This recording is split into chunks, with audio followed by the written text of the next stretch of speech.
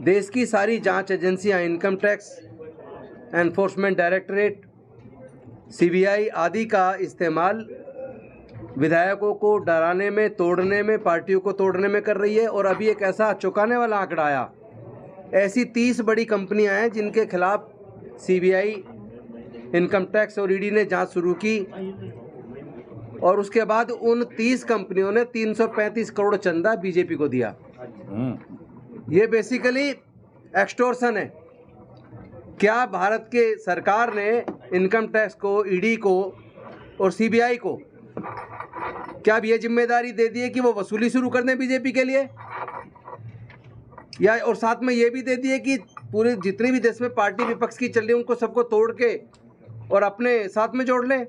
तो ये जो डर का वातावरण पैदा किया जा रहा है, और मुझे पूरी उम्मीद है, मैं तौफीक रजा साहब से इस बात पे बिल्कुल सहमति रखता हूँ कि ये इस चुनाव को जीतने के लिए, ये अगर जो लोग पुलवामा करवा सकते हैं वो चुनाव को जीतने के लिए क्या पता कितने लोगों को मरवा दें, कितने दंगे करवा दें, कुछ नहीं पता किसी का इनका।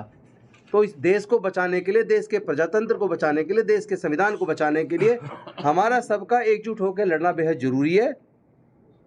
और विजय माल्या खुद बीजेपी को 37 करोड़ रुपए बाकायदा चेक से दे के भाग गया। तो इनके जो लोग हैं जिन्होंने देश का पैसा लूटा है और उसके बाद फिर देश को पूरी तरह बर्बाद करने वाली सरकार, वो इस भरोसे में, उसको इतना भरोसा कैसे कि पिछली बार का 300 पार तो 300 पार आ गई, अब वो कह रहा है 400 पार। अरे तुम कह दो ना कि 543 सीटें, 543 की सारी जीत जाओगे। क्योंकि हमें तो पता है ये भरोसा आपके अंदर ईवीएम से आता है। ईवीएम के अंदर जो प्रोग्रामिंग की जाती है और सॉफ्टवेयर से जो उसमें डाला जाता है ईवीएम मशीन के अंदर, उस ईवीएम मशीन में टाइमर क्यों है? क्योंकि डेट और टाइम के हिसाब से आप वो सेटिंग कर दी जाती है, प्रोग्रामिंग कर दी जाती है कि चुनाव की डेट और टाइम डाल के कि कितने बजे से कितने बजे के बीच 50% या कितने % वोट चुरा के वहाँ से बीजेपी को देना है। तो उस भरोसे पे वो कह रहे हैं अब की बार 400 पार। लेकिन हम किसी भी हालत में इस बार ईवीएम से चुनाव नहीं होने देंगे। ये देश को बचाने की जिम्मेदारी हमारी और आपकी सबकी है। हम सब लोग मिलके देश को बचाएंगे, देश के प्रजातंत्र को भी बचाएंगे, देश के संविधान को भी बचाएंगे, और किसी भी सूरत में इस बार दंगे नहीं होने देने भाई।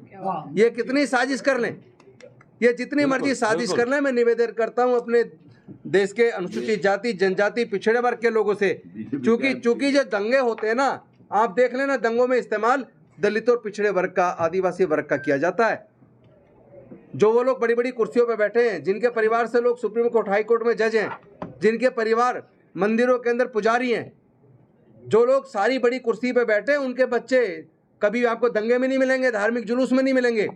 तो यहाँ जो इस्तेमाल किया जा रहा है देश के दलितों, पिछड़ों, आदिवासियों का किया जा रहा है, तो मरने वाले भी है, मारने वाले भी है, जेल जाने भी है वाले भी है, और वो लोग अपना आराम से शासन कर रहे हैं, सारे देश के संसदों पे कब्जा करके बैठे हैं। इसलिए इस बार किसी भी कीमत पे बेवकूफ़ नहीं बनना। अपने बच्चों को ऐसी धार्मिक जुलूसों में मत भेजो, अपने बच्चों को ऐसे दंगों में इस्तेमाल मत होने दो। ये मेरी आप सबसे हाथ जोड़ के। लोगों ने मुतफिक होके एक फ्रंट बनाया।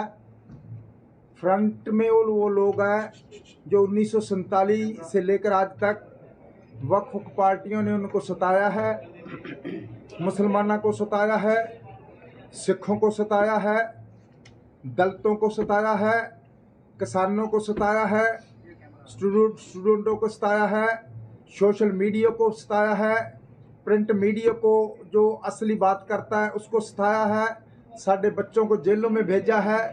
इतना जबर इंडिया ने किया है।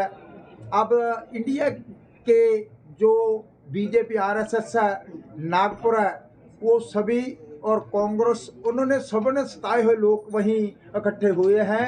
ये गठबंधन कराया है कि लोहे को लोहा काटता है, और उन्होंने भी पॉलिटिकल गेम बनाकर हमको कुचल दिया है।